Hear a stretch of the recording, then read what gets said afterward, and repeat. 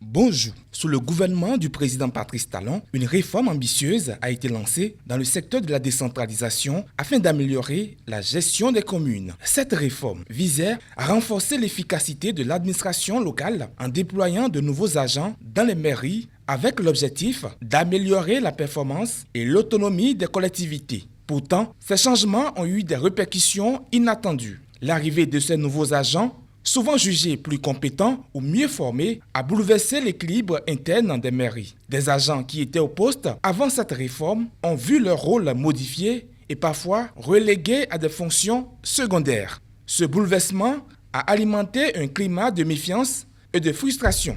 Nombre de ces agents déployés sont perçus comme des intrus, incapables de s'intégrer dans un système administratif qu'ils ne connaissent pas et qui les rejettent souvent. Dans ce contexte invivable, des responsables déployés ont jeté l'éponge. Plusieurs secrétaires exécutifs, par exemple, ont démissionné n'ayant d'autre choix que de quitter leur poste pour préserver leur sécurité ou leur dignité. D'autres agents sont victimes de pratiques occultes et ont souffert de pressions psychologiques entraînant des maladies fréquentes ou un faible rendement et une incapacité à répondre efficacement aux attentes des populations. Ces cas sont légion et leur impact sur le bon fonctionnement des communes est considérable. Malheureusement, ces difficultés sont souvent ignorées ou minimisées, mais elles pèsent lourdement sur le travail quotidien des agents, qui se battent à la fois contre un environnement hostile et contre des attentes irréalistes. Les retards administratifs, les tensions internes et la démotivation générale menacent la réussite de la réforme et l'atteinte des objectifs fixés pour les communes. Il est donc crucial que les autorités prennent conscience de cette réalité et interviennent rapidement pour assainir l'environnement de travail des agents. Un dialogue franc